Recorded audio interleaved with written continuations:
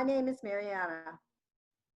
I'm a minister of the United Church of Canada, and I'm involved with PALNet Pacific Network in British Columbia, as well as the United Network for Justice and Peace in Palestine, Israel.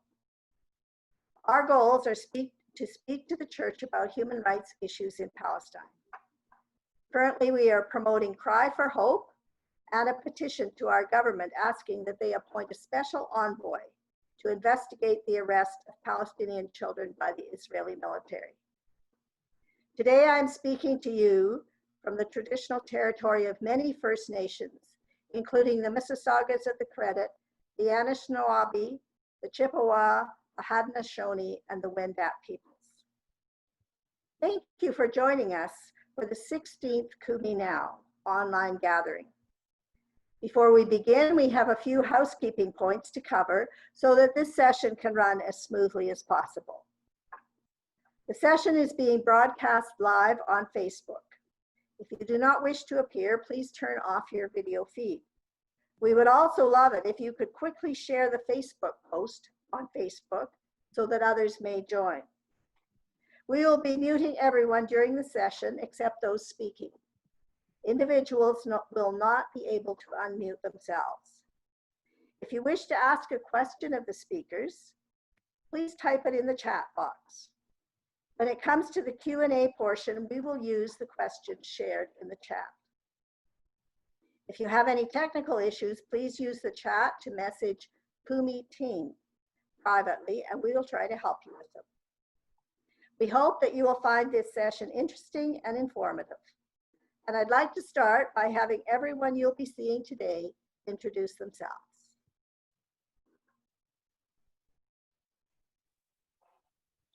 Hi, my name is Omar Harami, and I will be with you today in the beginning, presenting you with an update on news coming from Palestine and Israel.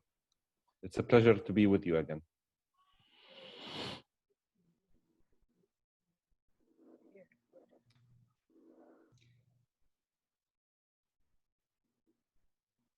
Okay, I am Daoud Nassar from the Tent of Nations. I'm glad to be with you this evening. Thank you. Today you will get to learn about building permit discrimination in the West Bank. As you probably know by now, Kumi means rise up, and the ultimate goal is to engage in advocacy for Palestine around the world.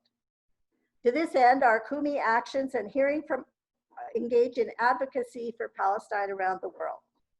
Our Kumi actions and hearing from our organizations on what we can do to help them are critical pieces by which we will measure our success.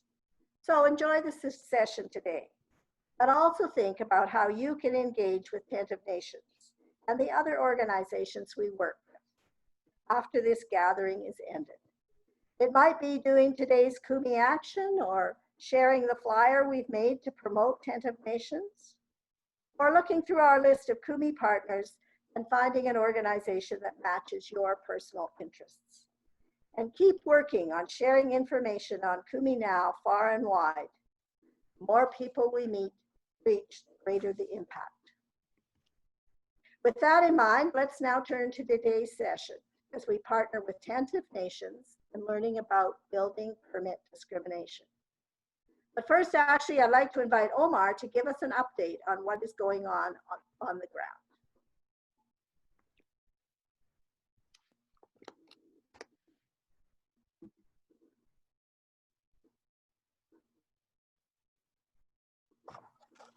ground. It's a great pleasure to be with you again. Thank you, Mariana, for all the work that you're doing. So we haven't been giving an update for the past 3 weeks, but lots of stuff has been happening, so we will not be covering it all. I will only stick to, as the tradition goes, to the major news in the last week.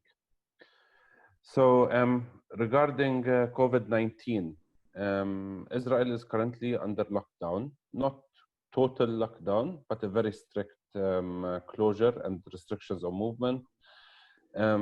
we've been having inside Israel, East Jerusalem included, occupied East Jerusalem included, over 7,000 cases a day, and numbers of people, of deaths has been an average of 40 to 50 people a day, which is extremely high and unfortunate. Inside Israel, the Arab community and the religious Orthodox Jews are the highest communities that have that are suffering from COVID-19. In the PA, under the Palestinian Authority, the testing is low, but there has been an average of around 600 cases a day and an average of 7 deaths, unfortunately, on a daily basis. Gaza has been on a steady 100 cases a day, although the authorities in Gaza are implementing a very strict lockdown. There was a very sad news that happened a week ago or a few days ago. 3 brothers, fishermen, were shot and killed as their boat came close to the Egyptian sea border. These are the parents of the family. 2 were killed. 1 is seriously injured still in Egypt. And this is unfortunate. Today, again, the fishermen in Gaza have also had 2 boats being shot by the Israeli forces. So the sea is one of the very few sources of income or for food for the people of Gaza. Fish is low, and it's becoming almost impossible for people to really go home with food to be placed on the table.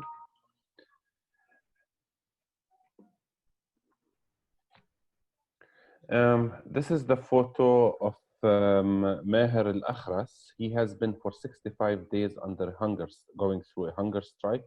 He's been in the hospital for over a month now. He is under administrative detention. That means Israel is arresting him for a period of 5 months or over 5 months now, and he hasn't been charged yet. So he is going on a hunger strike, trying to demand that the Israeli occupation authorities would would provide accusation to him so that he knows why he is being arrested.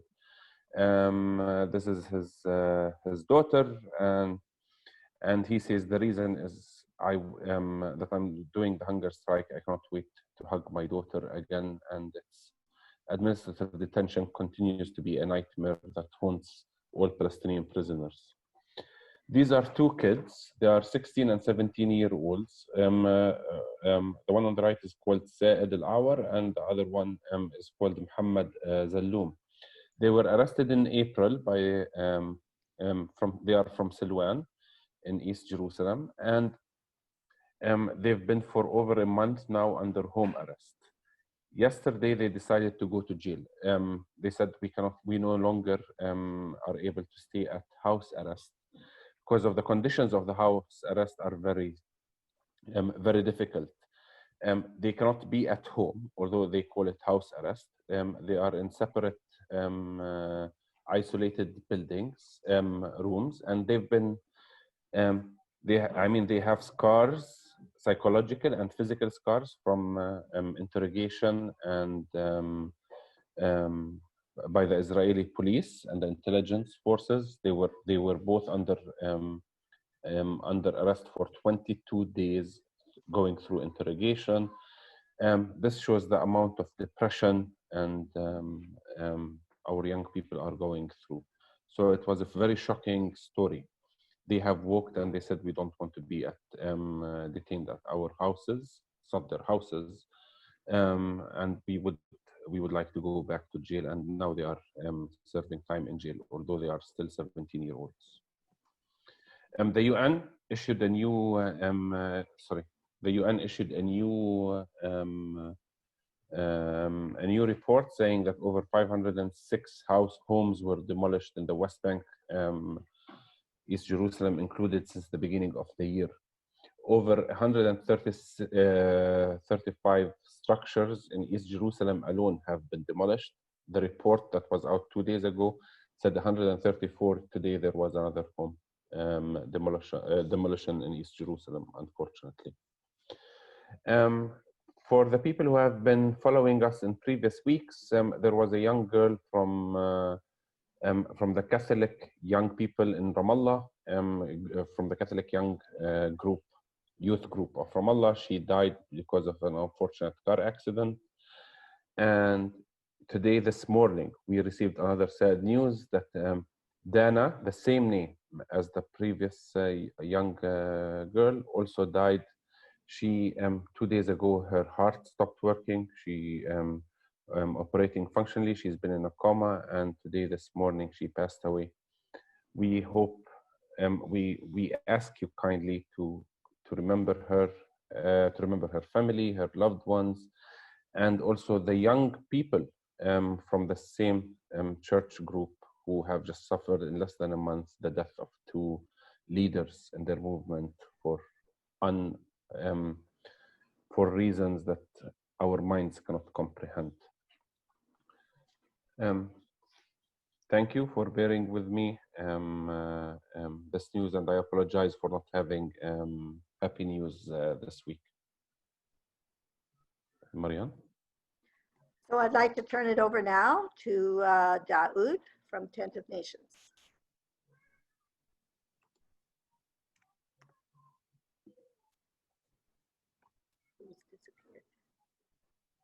Yeah, thank you so much, Marianne, for the introduction. Thank you, Omar. Thank you, everyone, for being with us and for allowing me also to be with you this evening. I'm really glad, although as Omar said, it's sad news, difficult situation, but we know that we are not alone in this struggle. There are many people who are standing with us, backing us with their prayers and support, and we appreciate that very much. Of course, the Tent of Nations is part of what is really happening, generally speaking, in our area. And we are facing many challenges, including land confiscation, demolition orders. And the story of the Tent of Nations is actually the Palestinian story, and is a story that is based on human rights and justice.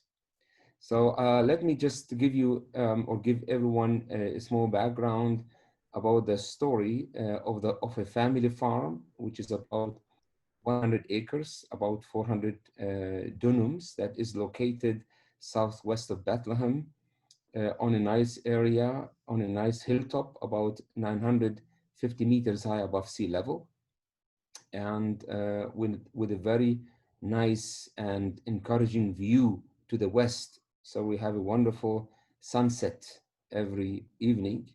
The land was bought by my family more than 100 years ago, and my grandfather wanted to give a new future for his children, so he bought the land. The land was registered, so we have documents for the land. And of course, the family did not just buy the land, but they moved to the land to be connected with it, and they decided to live in a cave on the land. So my father and uncle came as small boys, grew up in a cave, and continued the work that their parents started until they passed away. My father passed away in 1976, and my uncle died in 1987. And we, the third generation, we continued on the same path. Things, of course, was changed for us in 1991 after we heard by chance the Israeli authorities declared the whole area, including our farm, as state land. And the idea is to confiscate the area and build on the last hilltop another settlement. We challenged that, and we went to the military court to prove ownership. So it was a long struggle in the military court. And then in 2002, we brought the case to the Supreme Court. And the situation is still between the military and Supreme Court until today. With a lot of like difficulties that we faced legally, but we are still there, still on the farm. We did not give up. We had also some challenges from the settlers who came and destroyed trees, damaged our water tanks, but we did steadfast that all of that. And one of the biggest attacks we had in 2014 when the bulldozers came to the valley and destroyed hundreds of fruit trees just 10 days before the apricot harvest. We were very glad that, of course, it was a sad, very sad story, but we were glad that we planted those trees and many people came and helped in planting new trees. Among them was American Jewish group who came in support to build, to plant new trees as a sign of hope.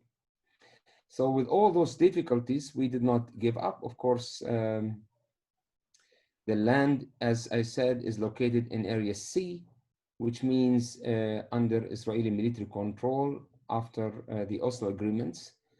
So we cannot build on the farm. We have so far many demolition orders, including for tents, no access to running water on the farm, no access to electricity, which makes it impossible for us to develop the farm. Now, of course, we applied many times for permits, but building permits were always rejected. And we keep doing that in order to avoid any destruction of our own structures that are existing on the farm. Of course, this is, as I said before, a situation that is facing many Palestinians who are in the same or even worse situation. We are not the only family that is facing this challenge. I always say, and in order to let you understand our situation, but also the way we are acting in a differently, as I always say, this situation is forcing people whether to react in a negative way, facing this challenge, what people are giving up hope. They are in a desperate situation, so they might react negatively. People might sit down and cry and become victims. People might stand up and run away from that situation. Talking to ourselves, we said none of those options are good for us. We are against violence because violence is creating more violence. We are against being passive, sitting down and crying and blaming. We don't want to become victims, and we are not giving up and running away from our own challenge. No, we need to face the challenges we are having today, but in a different way. When we said in a different way, we mean in a non-violent way. And when we said in a non-violent way, it means like a way that is not expected by the other. So in order to go in a way that is different, we said 4 important things that became our principles.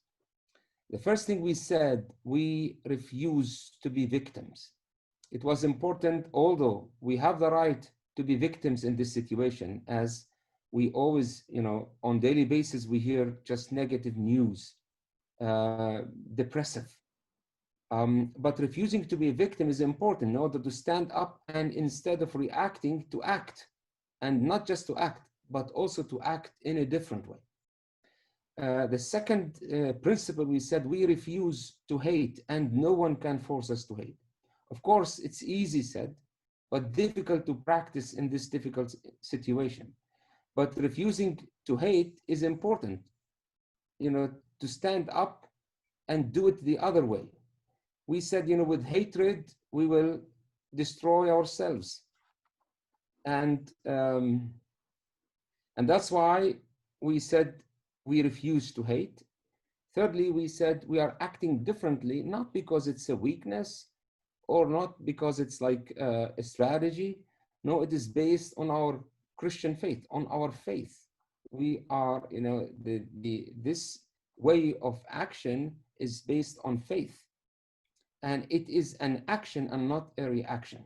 And fourthly, we said we are people who believe in justice. And although the way for justice is too long, too difficult, too complicated, but we believe that one day, we still believe, although it's dark, we are still in this very dark tunnel, but the candle in this tunnel is still burning.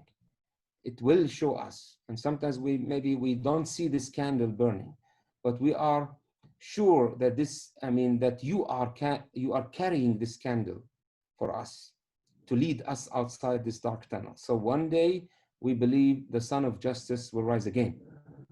So saying that, we were very empowered, encouraged, and we stood up and we walked on a different path, and we created another way of resistance. We created a nonviolent, a creative, a constructive way. And our slogan is refusing to be an enemy. And we started the Tent of Nations. We started to call the farm the Tent of Nations. And with the Tent of Nations, we wanted to invest the frustration that we have in a positive way. And also to open our farm for people to come and see, and then go and tell. And we're asking people to go and tell not only what they've heard, but what they've seen. And also to be encouraged by our way of nonviolent resistance, our way of action, and copy that in their own context and become change makers and peacemakers in their own communities. Of course, saying that, we had also to challenge the situation we are in. So how can we develop the farm without electricity? We said nothing is impossible. If there is a will be always a way. So we managed to install a solar power system. And with the solar power system, we managed to save a lot of money for electricity. So we are totally independent in terms of energy.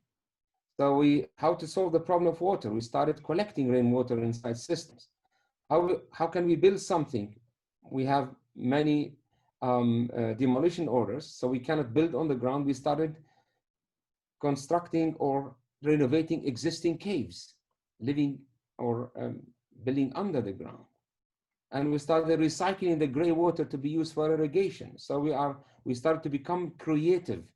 And this is what I call it here, the creative way of nonviolent resistance. Not by sitting down, accepting what is happening, but challenging that in a different way, in a way that will help us to stay motivated and without giving up.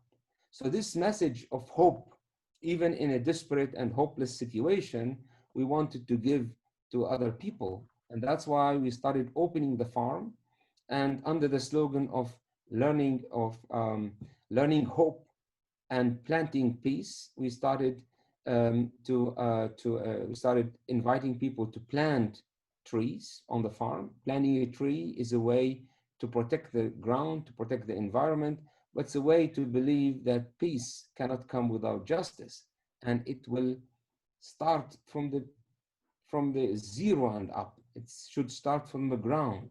So when you plant a tree, you need to take care of it. You need to mix your hands with the soil. You need to protect it. You need to watch it also growing like your own children. And this is a way that we understand, that we believe this is the right way of building peace based on justice from the ground and up. We started also doing summer camp activities for children. And this is, by the way, and because of the coronavirus, this is the first year since 2003 that we didn't have a summer camp for children. We were sad. Even during the attack on Gaza, 2014, we had a summer camp. This year we couldn't. It was a big frustration for us, because this is how we also get our energy, by inviting people, by inviting those children to come outside of their situation, their houses, sitting behind the walls, We need them to come out to see something different. And the idea of the summer camp focusing on creative workshops like mosaic, music, theater.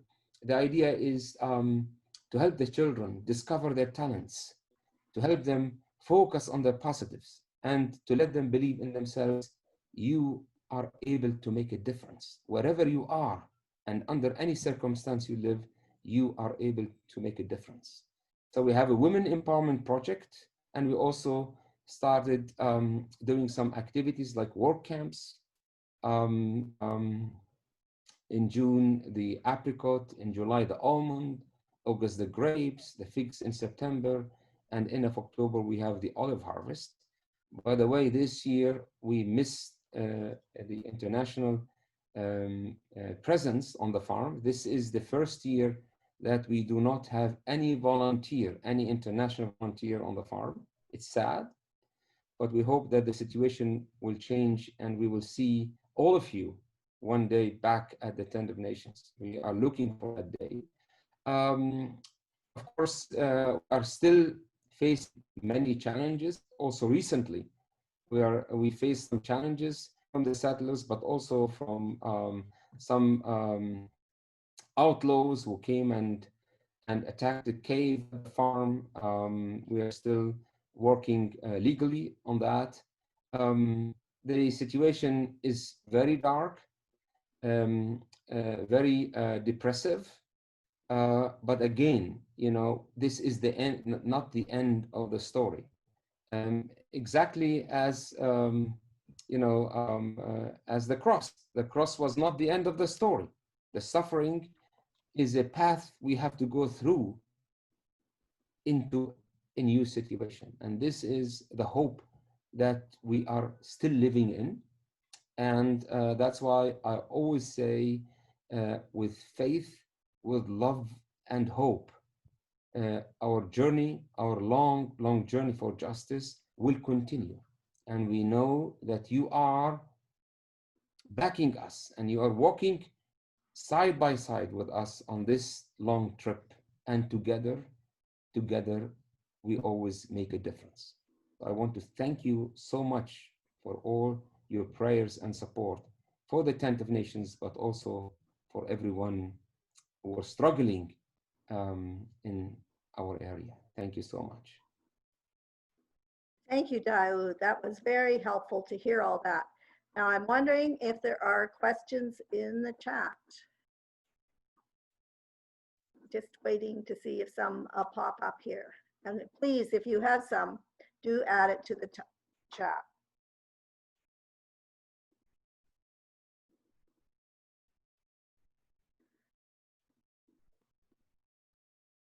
Sounds like everybody knows everything about you, Daoud. Which is wonderful. I guess you've got a lot of groupies online here. Wonderful. It's always an empowerment for us, to receive emails, to receive phone calls in this very difficult time. Because as I said before, together it's like we are encouraging each other. I know the situation everywhere is not easy. So like you are facing your own challenges in your own countries. So there's a couple questions have come up here. One, I'm curious about any updates about hosting an environmental-based school for local students. Well, this is the dream. Actually, this is our hope. Because the focus at schools mainly like on like giving information, like dictating the children with information to memorize. And sometimes we miss the creativity and also the critical thinking, but also we miss the focus on the environment. So that's the idea for us. That's why, based on our own situation, we created something different. We created, we have no electricity, we installed a solar power system. And this is our hope one day to invite the local children from schools to educate them about the environment, not by telling them what to do, by living the situation. And I remember, like, during the summer camps, when the children, were at the end of the summer camp, when the parents came to see the performance of their children, the children started to educate their parents about the farm, about how to save water. They showed them the compost toilets, and they showed them how those are functioning. And they made a study how much water we lose by using like flashing toilets on daily basis. So all of that are helpful to build up a better society, but also to build up a new generation to protect the land and to protect the planet for the second and third and so on generation, because God gave us this planet not just to live and that's it. No, it's a responsibility for us to educate the new generation for a better future. Okay, thank you. That's a very good point that you're making. Are there concrete steps that we outside of Palestine could and should be taking to assist your work? Again, could you please repeat the question? Yes, are there concrete steps that people from outside of Palestine, those on the call, could be taking to help you in your work? Well, like of course, the first thing we say, we need your prayers, because like, if we are not feeling strong spiritually, we cannot continue. That's why it is important to pray for us. Secondly, of course, depending on the situation, we are asking people to come and see, because this is the big support that we have when people come to see and then go back home to tell our story. Right. Of course, like, people could come and volunteer, could come sponsor tree, could come and help us develop, for example, the educational school, the environmental like, could people also help us in developing or working on a curriculum that could be added in schools, teaching about environmental issues. Those are very important steps that will help us to become self-sufficient. That's why also we are investing on the farm in projects that will help the farm to be independent. And that's why I always say, if people would like to support the Tent of Nations financially, we are asking people to do it in a help to become self-sufficient, and a help that will help us to continue depending on ourselves. This is the healthy way to grow. So you don't want to be depending on people from outside. You want to be self-sufficient. But we want people to come and to learn with us from this situation and go back home and spread out the good news. So people are asking about the court cases. Have they come to a halt because of COVID? Is there anything you could say about them? And they're also asking if there's been any changes for you because of the annexation. Well, of course, I will start with the second part. We are in the center of what is so-called the Gush Etzion block. And in our area, as I mentioned before, it is the only hilltop in that area that without a settlement, and surrounded by 5 settlements. In case of course, the challenge that we are facing now is the continuation of building the wall in our area, which will, at the end, which will separate, like Bethlehem from the western side of it, like the villages that come to the west, which means one day it might be difficult, if not impossible, to cross from and to the Tent of Nations, from Bethlehem and back, So the first challenge is the war. Of course, the plan of annexation will affect us directly, because as I said before, in case of annexation, we will be totally affected. I don't know how the situation will look like in that scenario, but I believe it won't be easy. So the court cases, where we have now a new challenge with the court cases.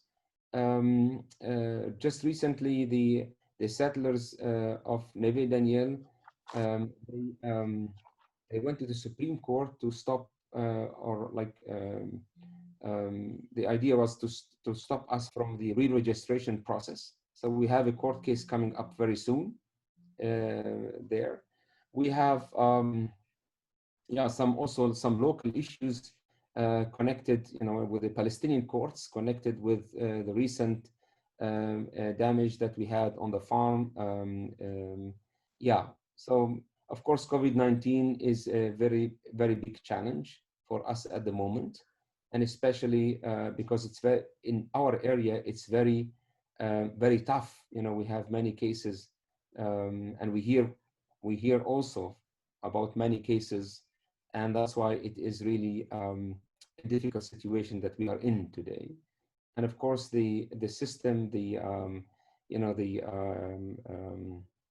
with hospitals and with the clinics and whatever is still not that good. So we have a big challenge in that direction too. Right. Okay, here's another couple. What's currently happening with the Women's Empowerment Program? And can you tell us a bit more about what you're growing? You talked about olives and apricots. What else grows on the farm? Well, the Women Educational Project is now stopped because of the COVID-19. It is very difficult to meet, and it's very because it's all inside. But of course, like Jihan, my wife, is actually in touch with the women that are attending, and in the hope that things will change in the next months. We don't know exactly, but we hope so. Anyway, it is very important to encourage each other in this very difficult time, and there are different ways of doing that, through the social media, through phone calls, but this is what they can do in this very limited situation. About the farm, of course, we are planting trees that do not need a lot of water, because, as I said before, we are not having an access to running water, so we have to water each tree by hand. Sometimes like 3 times a week. And this is very tough, walking with a bucket of water and giving each tree just maybe like 1 glass of water, just to keep the humidity. But even though, like we are like, creating a relationship with the plant, with the tree. It's like you feel the tree is saying thank you in this very hot summer. You give me life, you give me some water, and water is life. So we are growing trees like grapes, olives, almonds, other fruit trees, but as I said before, trees that can survive with a very small amount of water. Right. So someone says there was a yeshiva being built nearby, and has it made things more difficult for you? Well, yeah. The thing is, the school is already there and is like functioning since now some years. So we see the boys. I mean, now they are closing under lockdown, of course, but just like 3 weeks ago, the children were attending school. The problem is that we are afraid that this school might be visited by radical settlers one day that might come and attack the farm. So this is and of course, this will also limit our situation. They are, by the way, right now they are expanding the school, and they are adding 3 or 4 more new buildings. And by the way, the people for the people who came to visit the farm. You remember, like looking to the east to the settlement, and you saw the water tower of the settlement. Just like left to that or north of that, they started digging the ground to add more houses for the settlement. So the settlements are growing around us, including the school. Whoops, I'm just trying to get back to a question here. Some people from the US would like to know if there's any specific things they should ask their members of Congress to do in order to apply pressure on Israel to prevent the loss of the farm. Well, like thank you for that. Of course, we are always in need of support like that. But for now, and since we are acting, are going the legal way, it's not necessary for now, to do something like that. Of course, we will inform our friends, inform everyone in case of emergency, like in case when we are in need of this support, to tell them what and when to do that. So we will keep you updated about our situation, and we will ask you to do that when it's needed. But thank you for this offer. Okay, that's good. We'll stay posted. Someone else asked, where do you get your drinking water? Well, our drinking water, we get it from Bethlehem. And of course, like we are also still connected with Bethlehem. We have also like, we get it from buying some water, but also, from the house that we have in Bethlehem. So we always take the drinking water from Bethlehem to the farm. And now we are working on a system, that could purify the rainwater and can be used as drinking water.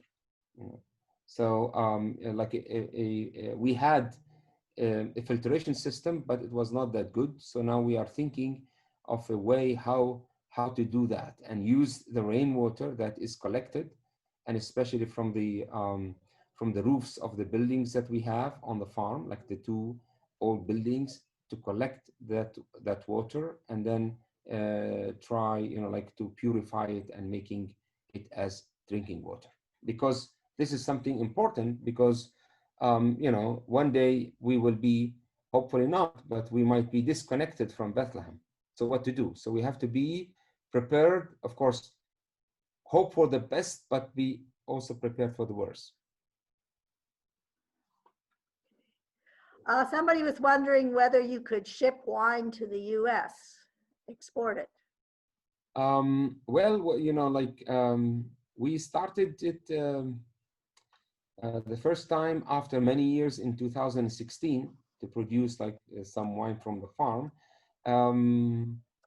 I think it's possible. We don't know. I don't know yet, but there are maybe some issues that has to be clarified. So yeah, we can keep in touch and try to do so. We of course, like on the long run, it would be wonderful to have a market for the produce that are coming from the farm, which will help the farm to sustain itself by itself financially.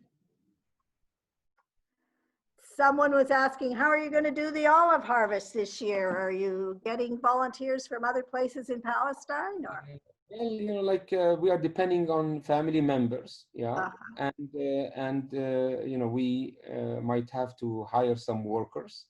The olive harvest this year is not as expected, because it was in May when the olives started to flower. We were hoping, it will be a very strong harvest, but we had this Hamasini wind and hot, so we lost. Generally speaking, so most of the flowers are lost. So we still have harvest, but not that good. I already started with pruning the olive trees. So the olive harvest will be done by family members, including maybe some workers that we will hire. Okay. local workers. Yes. So I'm not sure quite what this question means, but it says, how are you continuing relations with local tribal councils to support each other? I don't know if they mean municipal councils or what. To support, like with local people, with local. It says local tribal councils. No idea. Maybe it does mean local people. What I want to say is like maybe, of course, like, many people in this situation are feeling isolated, are feeling like facing difficulties. As I said before, like almost everyone, at least knows of other one who is facing difficulties and challenges. So it's easy for people to get frustrated and feel alone. So the only way to support each other is to stand with each other. Yeah. So of course, this is very important, because without standing with each other, we cannot continue the journey. But we try to do whatever we can in this difficult situation. Okay. I just invite people to look at the chat and to see that there's a group in Canada trying to get Daoud to come here next year, to stay in touch with that in case that is possible. So thank you very much, Daoud, thank you everybody for the questions, and thank you for your answers. I don't think we can answer every single question today, but there will be time to ask questions in the chat after the session. Daoud has told us how important prayer is. Could we now spend a moment in prayer? Dear Lord, we pray for Daoud Nassar and his family, particularly at this time when he has come under violent attacks from nearby communities who have damaged his crops and his property. We pray that Daoud will be able to recover from these serious attacks and will continue to resist attempts to confiscate his land. We pray he will receive support and encouragement from his many friends in Israel, Palestine, and abroad, even when they are unable to visit in person due to the pandemic. Lord, in your mercy, hear our prayer. Amen. So thank you everyone for your great questions and for your answers. We're happy to learn about the building permit destruction in the West Bank. And we also want people to empower people to act on our knowledge. With this in mind, we've created an advocacy action that anyone around the globe can participate in. It will be posted on the chat and is also available on the website. The best way to support the work of Attentive Nations is, when these things are possible again, visit the farm yourself or encourage friends, school groups, and church groups to include it on their itinerary when they visit the Holy Land for vacation or pilgrimage. From afar, you can participate in Attentive Nations Sponsor a Tree program. A link will be shared in the chat. Attentive Nations will send you a certificate for your tree, but you won't receive it in time to share online this week. So instead, why don't you get creative and think to the future, as Daoud suggests when he says, when you plant a tree, you believe that this tree is going to bear fruit, maybe not tomorrow, but in 10 or 15 years. So what you could do is draw a picture of your tree finally bearing fruit and share it on social media, along with a message such as, I sponsored a tree at Attentive Nations to support their fourth way of action. Include the link above, along with a link to this page of the Kumi Now website and the hashtags Kumi Now and Kumi50. Daoud, do you have any thoughts about the Kumi Action or other ways that people watching this session can apply what they've learned today?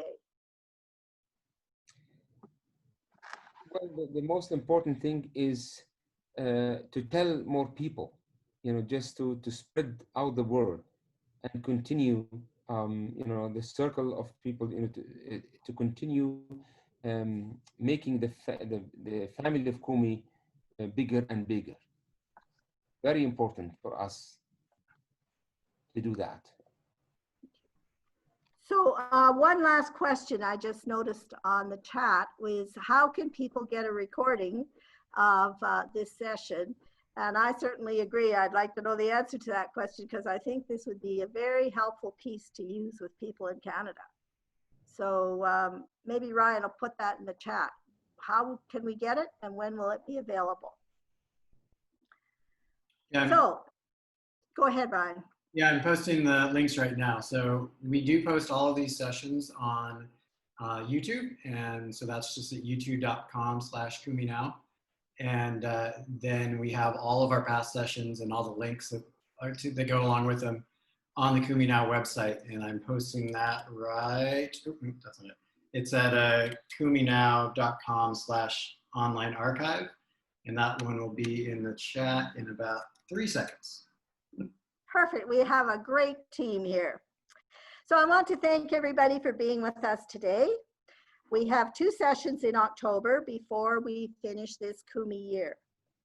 And then we're going to take a break to finalize our plans for version 2 of Kumi Now. If you'd like to stay updated on this big update to Kumi Now, and you aren't already on the Kumi Now mailing list, please go to kuminow.com/register and sign up.